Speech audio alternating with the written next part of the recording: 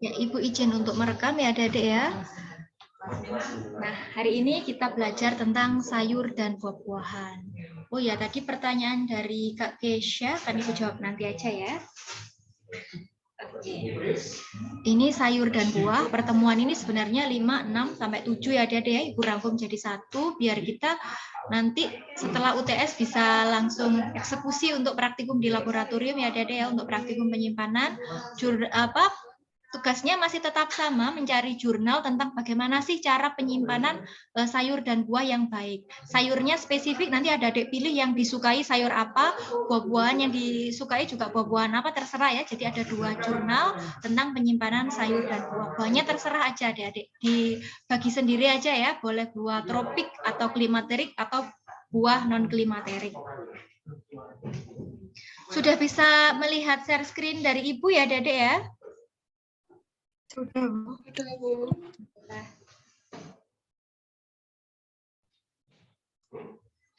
Jadi adik-adik tujuan pembelajaran kita hari ini adalah adik-adik memiliki pemahaman dan wawasan tentang apa? Yang pertama tentang sifat fisik dan komposisi kimia sayur dan buah ya adik-adik ya. Jadi sayur dan buah itu banyak sekali ragamnya, sudah dijelaskan Kak Korin dan Kak Yuni tadi adik-adik ya. Kemudian adik-adik, sayur dan buah ini masih makhluk hidup ya, dia tumbuh-tumbuhan. Jadi setelah dipanen pun dia masih hidup, masih melakukan metabolisme, masih melakukan respirasi lanjutan ya adik-adik ya. Maka dari itu perubahan apa saja yang terjadi itu kita pelajari di sini. Misalnya buah yang mentah dengan yang matang itu beda ya, dari kandungan pektinnya beda, kandungan glukosanya beda. Jadi kalau buah mentah itu pektinnya lebih banyak, belum terlarut air, kemudian asamnya masih tinggi ya. Nah, kalau sudah matang sudah enak rasanya, asamnya menurun, glukosanya meningkat, pektinnya sudah mulai terurai sehingga apa? Lunak buah tersebut gitu ya. Kemudian adik-adik bisa memahami dan memiliki wawasan tentang apa? Tentang bagaimana faktor-faktor yang mempengaruhi penyimpanan buah makanan segar pada sayur dan buah. Nah, ini jurnal yang adik-adik cari nanti ya. Jadi penyimpanan sayur dan buah yang termodern itu ada yang disimpan dalam suhu atmosfer adik-adik ya. Jadi dikasih vakum seperti itu biar lebih awet. Nanti adik-adik baca jurnal, ada CAS, ada MAS untuk pengemasan yang termodifikasi dari buah dan sayur ini. Nah, ini materinya adik-adik. Jadi materi kita hari ini cukup banyak ya, mulai dari penanganan, kemudian penyimpanan, pengolahan sayur dan buah. Yang pertama belajar kita adalah sifat fisiknya sayur dan buah itu seperti apa sih, morfologinya seperti apa, kemudian komposisi kimia sayur dan buah ini pasti macam-macam ya tadi ya. Jadi untuk penderita tertentu tidak boleh mengonsumsi ini karena kandungan apanya yang tinggi itu ya. Nanti akan Ibu share juga dari buku tersebut ya. Kemudian faktor-faktor penyebab perubahan sayur dan buah-buahan ini dipengaruhi oleh suhu, kelembapan, kondisi ruangan ya adik-adik ya. Jadi tergantung buahnya. Kalau buah klimaterik seperti pisang, buah-buah lokal di sini mangga itu lebih baik disimpan di suhu ruang biar dia melakukan respirasi lanjutan sehingga bisa matang sempurna gitu ya. Nah, kalau untuk buah-buahan yang tropis, buah-buahan non tropis seperti buah apel, buah semangka itu akan lebih baik jika disimpan di freezer ya setelah dibelah-belah itu ya biar lebih segar.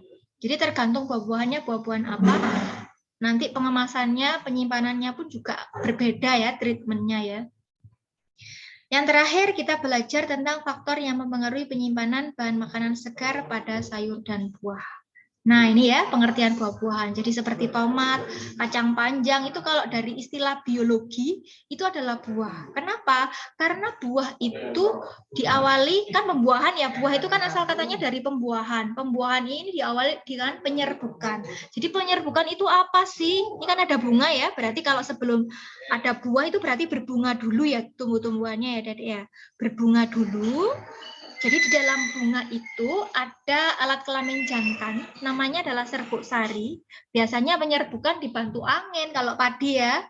Kemudian dibantu manusia yang menyerbukannya, dibantu serangga seperti lebah ini ada deh ya.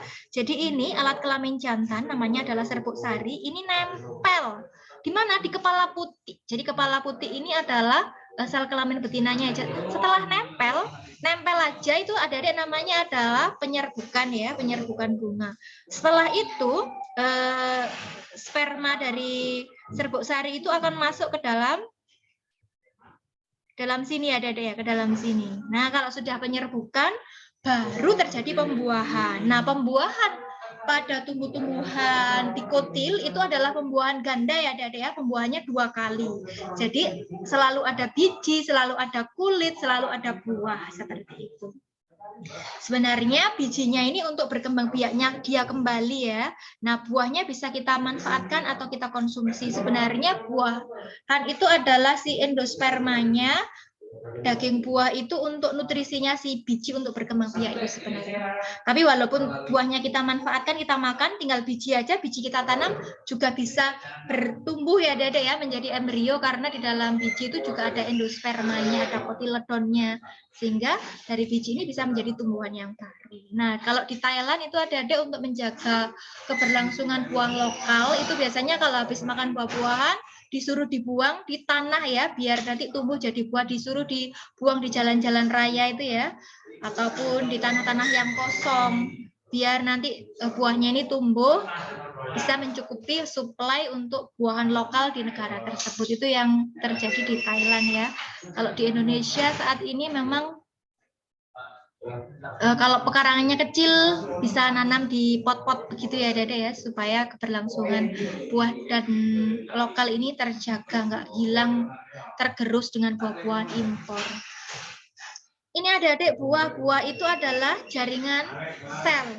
Jaringan sel yang tumbuh dari perkembangan bunga ya, yang seperti Ibu ceritakan tadi ya. Jadi penyerbukan dulu, bertemunya serbuk sari di atas kepala putik dulu, baru terjadi pembuahan. Pembuahan itu bisa menghasilkan biji, bisa menghasilkan endosperma, bisa menghasilkan daging buah, bisa menghasilkan kulit buah itu ya. Jadi biji ini masak bersama jaringan pembungkusnya. Jadi adik-adik, buah ini bisa kita makan segar ya, seperti buah naga, pisang itu bisa kita makan segar. Kemudian rasanya berdaging, berbiji, aroma khas, manis, dan sedikit masam ya. Jadi tergantung buahnya apa. Jadi kalau buah sitrus, jeruk-jerukan tadi biasanya rasanya masam ya. Jadi kandungan, kenapa buah ini kok rasanya masam? Ini karena memang buah itu mengandung yang namanya asam sitrat ya, Dede ya. Itu sebenarnya kandungan vitamin C-nya tinggi. Asam ascorbat seperti itu. Kalau tadi buah itu dimulai dari penyerbukan dan pembuahan, harus ada bunga dulu. Nah, sekarang sayur. Sayur ini adalah tanaman hortikultura. Jadi tanaman yang ditanam di pekarangan bisa seperti itu ya. Umurnya pendek adik-adik. Jadi 2 bulan, 3 bulan kita bisa panen ya. Kemudian tanaman musiman. Kemudian warna, aroma, rasa, kekerasannya berbeda-beda ya antar sayuran ya. Jadi ada yang lembek kayak bayam, kangkung tuh lembek, ada yang keras kayak wortel gitu ya. Nah, adik-adik, sayuran maupun buah-buahan ini adalah sumber vitamin dan mineral ya. Kemudian sama seperti buah-buahan, sayuran bisa dimakan mentah ya, seperti orang Sunda itu biasanya lalapan kemangi, timun, selada itu juga dimakan mentah sama mereka. Kemudian lenca, atau diolah ya adik-adik ya, dibuat sop, dibuat jangan lodeh kalau kita di sini. Nah, untuk makanan sayuran ini yang diolah itu biasanya dimakan bersama sumber karbohidrat yang lain ya. Jadi ada nasi, ada lauk seperti sop, lodeh, tumis, seperti itu bisa dimasak seperti itu. Nah, ini umumnya buah dan sayuran itu kandungan kimianya apa? Betul yang dikatakan Kak Yuni dan Kak Korin tadi ya. 70 sampai 95%, jadi di atas 70% ya airnya ya, sangat berair sekali. Nah, ini ada yang menyebabkan buah dan sayuran ini mudah sekali membusuk ya kalau treatmentnya, penanganannya pasca panen kurang tepat. Nah, beda dengan kacang-kacangan kemarin, apalagi kita belajar apa kemarin, lemak minyak ya Dede ya. Wah, kedelai, kemudian belajar kacang tanah 55% lemaknya. Kalau ini sedikit sekali ya Dede ya, lemaknya itu sedikit sekali. Kurang dari 0,5%, kecuali pada buah alpukat ya, lemaknya cukup tinggi. Biasanya untuk program hamil itu mengonsumsi alpukat ini karena asam lemak jenuhnya tinggi, bagus sekali untuk kesehatan. Kemudian proteinnya juga rendah adik-adik, jadi kurang dari 3,5%. Jadi sedikit sekali ya untuk protein dan lemak. Kalau mau sumber protein ya di kacang-kacangan tadi gitu kan ya. Kalau mau sumber lemak ya makan di minyak dan lemak itu ya Dade ya. Jadi kalau ini memang 70% air, vitamin dan mineralnya sangat tinggi. Tadi dikatakan kayak serat ya. Serat itu adalah salah satu jenis karbohidrat yang sangat kompleks ya, polisakarida. Jadi itu memang bisa menahan lapar ya. Jadi nggak gampang lapar gitu karena pencernaan serat ini kan lama ya Dade ya. Nah, kemudian untuk shape itu bentuk, color, warna, dan juga teksturnya itu juga berbeda-beda ya antara sayuran, buahan satu dengan yang lainnya. Kalau semangka itu kan keras, tapi dia berair gitu kan ya. Kemudian adik-adik untuk properti biological, ini yang dimaksud adalah bahwa memang sayur dan buah ini mengandung komponen biologi yang makro maupun yang mikro. Seperti apa Bu contohnya yang makro? Seperti sayuran berulat, ada larvanya. Nah itu kan berarti ada komponen biologi yang makro ya yang kelihatan jelas oleh mata.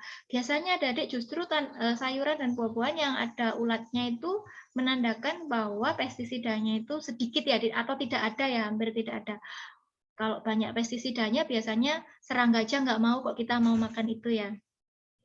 Selain itu adik-adik, sayur dan buah ini juga banyak mengandung komponen mikrobiologi seperti apa? Seperti ada putih-putihnya kayak kapang gitu ya. Dulu Ibu juga pernah penelitian meneliti kangkung yang ada putih-putihnya itu dilihat ada kapangnya seperti itu. Ada hamirnya juga. Kemudian ada flora. Maksudnya di sini adalah di dalam sayur dan buah itu ada flora normalnya adik-adik ya. Flora normal ini bisa berupa makhluk biologi yang makro seperti ulat, kemudian ada komponen mikronya seperti khamir, kapang, atau mikroba-mikrobanya. Sehingga gimana caranya untuk menghilangkan biological property ini? Kita bisa cuci, kita bisa bersihkan, bisa siangi ya untuk memisahkan komponen ini, karena komponen ini jika termakan pasti akan menimbulkan bahaya ya, karena sifatnya tadi ada patogen, menimbulkan penyakit ya dari biological property itu tadi. Perishable ini adalah daya tahannya adik-adik ya. Jadi ada yang mudah rusak ya. Jadi mudah rusak itu high perishable ya. Jadi sayur dan buah itu ada yang gampang rusak, ada yang lumayan sulit, ada yang sangat sulit rusak, ada yang awet gitu ya. Jadi yang gampang rusak itu yang high perishable. Jadi ketahanannya itu cuma 1-2 hari. Seperti apa contohnya? Seperti sayuran dan bunga-bungaan ya, misalnya kayak kembang turi, bayam, kangkung, itu mudah rusak ya Dede ya, maksudnya high perishable. Nah, ada yang lumayan agak lama daya tahannya, itu moderately perishable, itu 1-3 minggu ya. Wah, ini lumayan ya. Contohnya adalah buah dan sayur seperti wortel, itu kan lumayan awet ya. Buncis, kacang-kacangan, itu lumayan awet. Bunga kol, itu 1-3 minggu gitu ya. Kemudian ada yang sangat awet, slightly perishable, jadi ketahanannya 1-2 bulan ya. Misalnya kentang, itu ada ya. Seperti itu. Timun. Jadi kenapa kita harus belajar perishability ini adik-adik ya, karena nanti ketika adik-adik bekerja sebagai ahli gizi di rumah sakit atau puskesmas yang di bagian manajemen penyelenggaraan makanan itu bisa melakukan planning atau perencanaan pembelian ya. Oh, bahan ini mudah rusak berarti belinya harus tiap hari seperti itu. Nah, ini agak lama rusaknya berarti pesannya harus berapa minggu. Wah, ini lama rusaknya bisa kita simpan di gudang. Nah, itu adik-adik yang melakukan perencanaan pada manajemen penyelenggaraan makanan institusi. Baik itu mau di rumah sakit, puskesmas, ataupun jasa boga, catering, seperti itu adik-adik ya. Nah, ini adalah buah-buahan adik-adik ya. Jadi karakteristiknya memang mirip dengan sayur, kadar airnya juga tinggi. Kalau sayur tadi 70%, kalau ini 65-90% ya. Jadi tergantung buahnya apa. Kalau semangka itu pasti tinggi banget ya. Kemudian sama seperti sayur, rendah protein, juga rendah lemak, kecuali alpukat ya yang Ibu bilang tadi. Alpukat ini sampai 4% lemaknya ya. Kemudian karbohidratnya itu dalam bentuk pati. Kalau tadi dalam sayuran karbohidratnya adalah dalam bentuk serat ya, polisakarida. Gula ini yang menimbulkan rasa manis, glukosa itu ada deh ya. Kemudian pektin. Pektin ini yang membuat menentukan keras atau lembeknya suatu buah-buahan, ini kandungan pektin. Jadi kalau pektinnya terikat kuat di dinding sel, maka keras gitu ya. Akan tetapi kalau pektinnya sudah mulai melarut, sudah mulai tua, ukuran buahnya sudah mulai tua, itu pasti akan lebih lembek. Nah, ini sumber vitamin C untuk buah-buahan cukup tinggi ya. Jeruk, kiwi itu juga tinggi vitamin C. Provitamin A ini untuk buah-buahan yang warnanya oranye sampai jingga seperti buah bit, kemudian buah bit, pepaya itu ada deh ya. Vitamin B1. Nah, untuk mineralnya juga banyak ada deh ya. Ada mineral mikro, ada mineral makro. Nah, jadi ada kalsium, ada zat besi, seperti itu. Sayur. Mirip ya dengan buah tadi ya. Kalau tadi 65 sampai 95, ini 70 sampai 95. Lemaknya rendah, proteinnya rendah, kecuali pada jenis kacang-kacangan ya. Jadi ada kacang kedelai itu kan juga buat sayur bisa ya. Kacang apa itu namanya? Kacang hijau itu ada dibuat sayur juga bisa ya. Tapi mungkin kalau orang Jawa kurang umum, itu biasanya Ibu temukan di Madura untuk makanan apa jenenge itu kaldu, sama Ibu pernah pergi ke Ambon itu dibuat sayur, kayak dibuat sayur lodeh gitu sama orang Ambon itu untuk kacang-kacangan ya, kacang ini, kacang hijau. Kalau kita kacang-kacangan biasanya dikecambahkan ya, misalnya kayak kacang hijau dikecambahkan jadi cambah gitu, atau kacang kedelai dikecambahkan jadi cambah kedelai gitu ya. Nah, kacang-kacangan ini adik-adik proteinnya sangat tinggi sekali ya, sampai 5,7 sampai 6,9 proteinnya. Nah, proteinnya protein apa gitu ya? Protein itu kan terdiri dari asam amino. Nah, asam aminonya ini juga macam-macam ya, makanya itu ada beberapa jenis kacang-kacangan yang dilarang untuk penderita diabetes atau penderita asam urat gitu ada deh ya, karena memang purin itu kan salah satu jenis dari protein gitu ya. Sebenarnya karbohidrat pada buah dan sayur ini, pada sayur ya, pada sayur ini karbohidratnya rendah ya. Jenisnya karbohidrat yang ada di situ itu adalah selulosa, pati, dan gula. Sama seperti buah, dia juga sumber vitamin dan mineral ya. Komponen lain yang terdapat dalam sayuran adalah asam oksalat. Nah, ini bayam tadi ya yang dikatakan oleh Mbak Kesha tadi, kenapa kok nggak boleh dipanasin lagi, kalau makan harus habis. Ini ya salah satunya ya, alasannya karena tingginya kandungan asam oksalat. Asam oksalat ini nanti kalau dan zat besi juga kalau misalnya kontak dengan udara, dengan oksigen, ini warnanya nanti akan berubah ya, biasanya jadi merah gitu ya, nggak hijau seger gitu kan. Sehingga tidak ada sarankan untuk dikonsumsi, dipanaskan atau dikonsumsi berkali-kali nanti gitu ya, harus habis itu 4 jam ya, sebelum 4 jam itu sudah harus dihabiskan. Asam organik, enzim, asam amino, kemudian pembentuk aroma ya seperti ester dan alkohol, sehingga sayur ini aromanya berbeda-beda karena kandungannya tadi berbeda-beda juga. Jadi adik-adik meskipun sama-sama wortel, varietasnya beda, kandungan gizinya akan berbeda ya. Begitu juga dengan kalau varietasnya sama ditanam di sini dengan di Ambon, dengan di Papua pasti akan berbeda ya, karena memang kondisi tanahnya, kesuburannya berbeda. Kemudian matangnya berbeda, kemudian bagaimana kita memproses, menyimpan, persiapan, pengolahan, distribusi, pemasaran itu juga akan menimbulkan perbedaan terhadap nilai gizinya. Yang seperti Ibu ceritakan tadi loh, di blensing pada suhu segi 70 sama 60 beda adik kandungan gizinya. Di blensing 5 menit, 7 menit beda kandungan. Itu sudah ada penelitiannya juga ya adik ya. Jika adik tertarik terhadap penelitian itu, nanti boleh di searching jurnalnya, bisa dikumpulkan sebagai tugas. Ini penggolongan buah dan sayur adik-adik, jadi berdasarkan iklim atau tempat tumbuhnya, ada yang di iklim tropis, yaitu lebih besar dari 25 derajat Celcius ya, misalnya adalah tomat dan pisang. Jadi untuk pisang dan tomat ini adik-adik, maksudnya klimaterik itu, jadi respirasinya tinggi ketika sudah dipanen, jadi dia bisa matang gitu ya.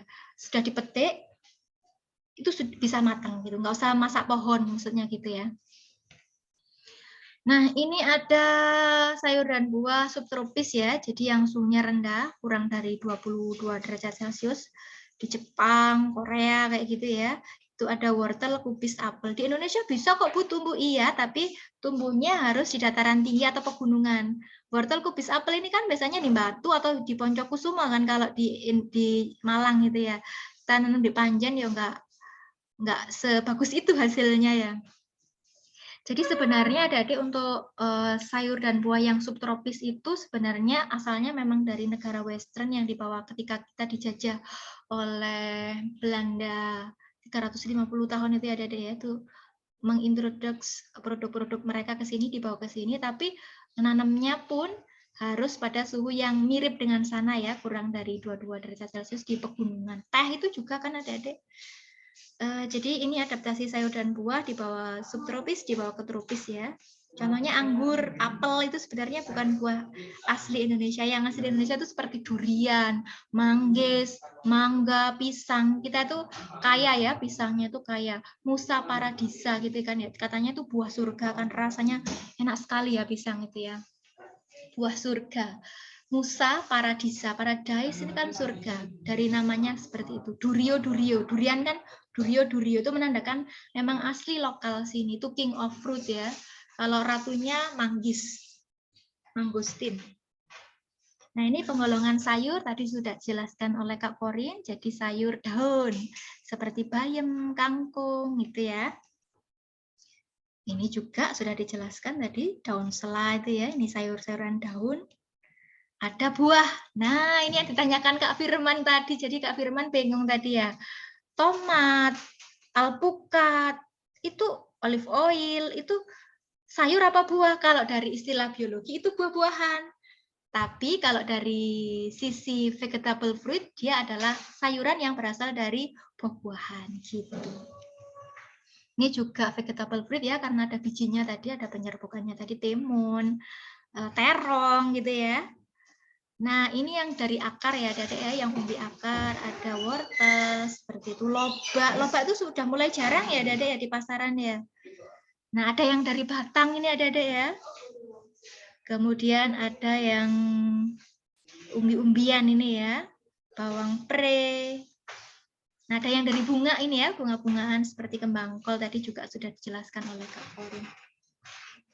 Nah, ini berdasarkan ukurannya ya, Dek, ada yang amat-amat enteng. Amat-amat enteng itu yang kecil-kecil, bobotnya 50 gram aja. Misalnya duku, mete, ceri, asam, juwet, arbe, jeruk sambal yang kecil itu ya, kreket itu ya, yang buat sambal itu juga amat ringan. Ada yang ringan itu 50-100. Contohnya jambu biji, rambutan, bawang merah, paprika, tomat. Ada yang menengah ya. Bobotnya berapa Adik-adik kalau menengah ini?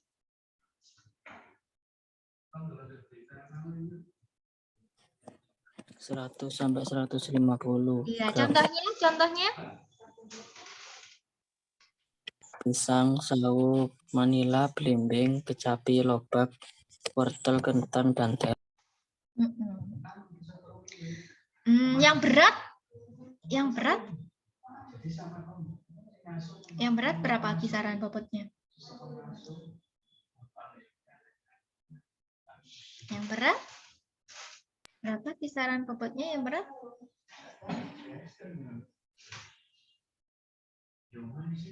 1.000 sampai 5.000 gram. Contohnya? Pepaya, nanas, sirsa, durian, walu. Yang amat berat sekali. Amat berat sekali. Kisaran bobotnya berapa? 5.000 gram, Bu. 5 kilo ya, Dede ya. Wih, pabot ya 5 kilo ya. Contohnya apa iki contohnya sing sampai 5 kilo itu? nangka dan semangka. Iya. Nah, ini yang Ibu ceritakan tadi berdasarkan respirasinya ya. Jadi ada klimaterik, ada non-klimaterik. Nah, untuk buah-buahan tropis seperti pisang, mangga, tomat, itu biasanya adalah klimaterik. Itu buah musiman ya. Buah apel, alpukat, pisang, mangga, pepaya, pir, tomat. Ini kenapa? Karena laju respirasinya tinggi ya, Adik ya. Ada yang bisa mempercepat pematangan buah, itu adalah namanya gas etilen, karbit. Adik-adik pernah mendengar istilah karbit itu? Nah, itu adalah hormon etilen ya, bisa mempercepat laju respirasi sehingga bisa membantu mempercepat pematangan buah-buahan gitu. Adik-adik ini kurang 10 menit, nanti kalau kita kurang minta tolong Zoom lagi ya. Nah, ada yang non-klimaterik. Jadi ini pematangannya lambat. Kenapa? Karena laju respirasi itu tergantung konsentrasi etilen ya. Contohnya coklat, ketimun, ceri, anggur, lemon, melon, olive, jeruk, nanas, dan stroberi. Ini kalau musiman itu mangga, rambutan, duku. Kalau sepanjang tahun, jadi nggak tergantung musim ya. Pisang itu kan nggak ada musimnya, jadi bisa sepanjang tahun. Durian, pepaya itu ya.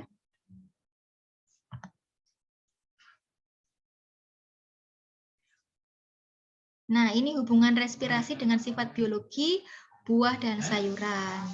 Jadi kehilangan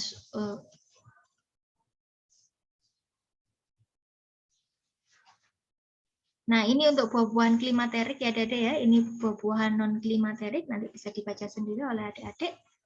Nah, ini ya bedanya ya. Jadi kalau klimaterik itu ada yang namanya, jadi gini adik-adik ya, buah-buahan itu kan memang sebenarnya dari pembuahan, dari penyerbukan ya, serbuk sari nempel ke kepala butik sehingga jadi zigot kan. Zigot itu membelah, dua jadi 4 2 pangkat N ya, sel-selnya membelah. Itu adalah masa tahap pertumbuhan ya, Dede ya. Pentil sampai jadi buah itu kalau orang Jawa bilang ya. Setelah itu dia adalah tahap maturation, pematangan ya. Kemudian ripening, masak sampai ketuaan jadi senens, penuaan. Jadi ada deh ya. Kalau orang Jawa ini mulai kembang sampai pentil, kemudian wis mampu matang sempurna ini ripening ini ada deh ya. Kemudian baru mau agak bosok itu ya, namanya senens. Ini laju respirasinya itu seperti ini. Jadi pada tahap pemasakan itu laju respirasinya luar biasa tinggi ada deh ya. Itu kalau klimaterik. Ini pertumbuhan buah ya. Nah, kalau non klimaterik itu laju pernafasan respirasinya makin lama makin menurun gini ya. Jadi bedanya itu ya, Dede ya. Ini laju respirasinya sangat tinggi itu klimaterik seperti itu. Nah, ini berarti tahap klimaterik ya, Dede ya. Ini praklimaterik, ini klimaterik, ini puncaknya ya ketika respirasinya tinggi-tingginya. Ini menurun senens pelayuan. Jadi ini sudah hampir busuk gitu. Biasanya untuk yang paling enak dimakan itu pada tahap mature atau matang atau ripening itu ya, paling enak. Kalau lebih dari itu sudah senens, itu sudah menua, sudah tidak layak lagi dikonsumsi ya. Nah ini adik-adik, jadi tekstur buah dan sayur itu banyak sekali ya faktor yang mempengaruhinya. Kalau teksturnya keras itu berarti tegang, itu karena tekanan turgornya tinggi ya, kandungan airnya di situ sangat-sangat tinggi. Kemudian ukuran dan bentuk, kalau kecil itu biasanya padat, kalau besar itu kasar, ada spon-sponnya seperti apa ya? Nangka itu adik-adik kan ada spon-sponnya ya, semangka itu kan juga ada sponnya. Yang padat itu apel itu kan padat banget ya. Nah, ini yang Ibu ceritakan tadi, keterikatan zat atau pektin. Jadi kalau pektinnya banyak, terikat di dalam jaringan keras. Tapi kalau sudah tua itu biasanya sudah mulai melunak ya. Kenapa? Karena pektinnya ini sudah terurai ya, Dede ya. Sudah mulai berkurang terurai dalam sitoplasma. Jaringan penunjang serabut. Jadi kebanyakan dari sel-sel dari buah dan sayur adalah sel parenkim ya. Jadi sel ini terdiferensiasi dari kolenkim dan sklerenkim. Itu penguat ya, Dede ya, sel-sel yang menguatkan si buah dan sayur tadi. Ini kombinasi sel sehingga kuat ya teksturnya. Untuk tanaman pati sedikit itu biasanya kalau patinya sedikit basah, dagingnya lunak. Tapi kalau patinya banyak, kompak dan kering. Ini Ibu kasih contoh mangga muda ya, mangga muda dan mangga tua. Mangga muda itu kengkeng banget ya, itu karena patinya memang banyak banget. Nah, kalau sudah tua sudah mulai lunak karena patinya itu terurai adik-adik, terurai menjadi glukosa sehingga rasanya lebih manis gitu ya. Seperti itu kalau bingung. Apakah faktor yang mempengaruhi turgor sel? Jadi yang pertama adalah konsentrasi bahan dalam sel ya, fluid maupun lautan. Kemudian ada permeabilitas protoplasma dan elastisitas dinding sel. Itu yang mempengaruhi turgiditas ya. Nah, ini sudah Ibu jelaskan tadi ada ya. Tahapan pertumbuhan buah dan sayuran dimulai dari pembelahan. Jadi awalnya kan serbuk sari sama putih ya. Itu satu sel ya. Kemudian jadi zigot gitu kan. Zigot membelah jadi 2 dan seterusnya sehingga yang awalnya pentil itu jadi besar gitu ya. Nah, kalau sudah besar itu mulai mature. Mature itu matang ya, Adik-adik ya. Kalau manusia remaja kali ya. Mature, kalau sudah mature dia mengalami pemasakan atau ripening. Nah, sudah masak sempurna, akhirnya dia mengalami penuaan atau senen, sudah mulai melayu dan deuteration atau pembusukan ya, Adik ya. Nah, ini maturation. Jadi maturation ini sudah kalau bahasa Jawa itu kemampu gitu ya. Ini sudah mulai siap untuk dikonsumsi, sudah mulai matang gitu ya. Jadi adik-adik untuk pemanenan itu biasanya dilakukan pada fase maturity ya. Jadi kenapa bisa matang itu karena ada asam absisat juga etilen tadi adik-adik ya, yang mempercepat untuk pemasakan buah. Kemudian ini ripening, ini sudah mulai masuk proses kelayuan ya, jadi organisasi sel terganggu, terjadi pemecahan klorofil sehingga tadi misalnya contohnya yang gampang buah pepaya aja ya kan hijau ya awalnya ya adik ya. Kemudian klorofilnya terpecah sehingga nanti warnanya kulitnya ini nggak hijau lagi. Ada merah-merahnya gitu kan ya. Patinya juga terurai. Yang tadinya warnanya putih kengkeng gitu ya sehingga terurai menjadi warnanya menjadi jingga atau merah gitu ya. Tanin itu adik-adik biasanya menyebabkan rasa pahit ya. Kemudian kandungan asam organiknya juga menurun. Jadi misalnya buah mentah itu sepet pahit karena taninnya memang tinggi. Kemudian tanin ini ya kalau pada tahap ripening akan terurai sehingga udah nggak hilang lah rasa-rasa yang pahit tadi, ganti manis gitu ya. Asam-asam juga ganti gitu kan. Jadi karena patinya terurai jadi glukosa tadi. Nah ini turgorditas sel ketika masa ripening itu adik-adik berubah ya. Kenapa berubah? Karena komposisi dinding selnya sudah berubah. Komposisi yang mana? Jadi pektin tadi awalnya meningkat ya. Pada buah mentah tadi pektinnya tinggi. Ini terurai ya Dede ya. Terurai pektinnya sehingga menjadi protopektin rendah, pektin larut meningkat sehingga teksturnya lunak ya. Jadi tekstur yang pektin tadi terikat di dalam jaringan itu sudah mulai melarut di sitoplasma ya. Kemudian kandungan pati dan gula ini setelah dipanen patinya menurun, gulanya meningkat ya. Kenapa? Karena pati ini sudah dirombak menjadi sukrosa ya, atau sukrosa dipecah lagi menjadi glukosa dan fruktosa. Sukrosa itu adik-adik gula tebu ya. Fruktosa itu gula buah-buahan. Itu rasanya manis sekali fruktosa ini. Jadi ini memang manis ya selama proses pemeraman. Pigmen. Nah, warna hijau hilang ganti warna kuning atau merah ya. Kenapa? Itu karena pigmen hijau tadi, klorofil itu tadi teroksidasi ya, atau penjenuhan ikatan ganda klorofil. Kemudian asamnya tadi juga asam askorbat dan absisat itu yang mematangkan ya. Ini bisa mensintesis karotenoid ya. Karotenoid ini sumber vitamin A loh ya.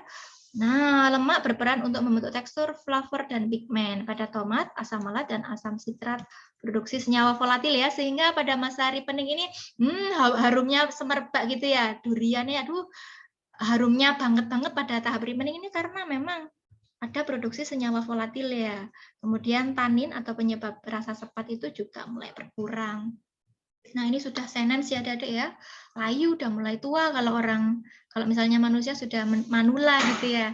Nah ini tidak terjadi melalui proses ripening atau tidak. Jadi layu ini moro-moro ada layu gitu ya.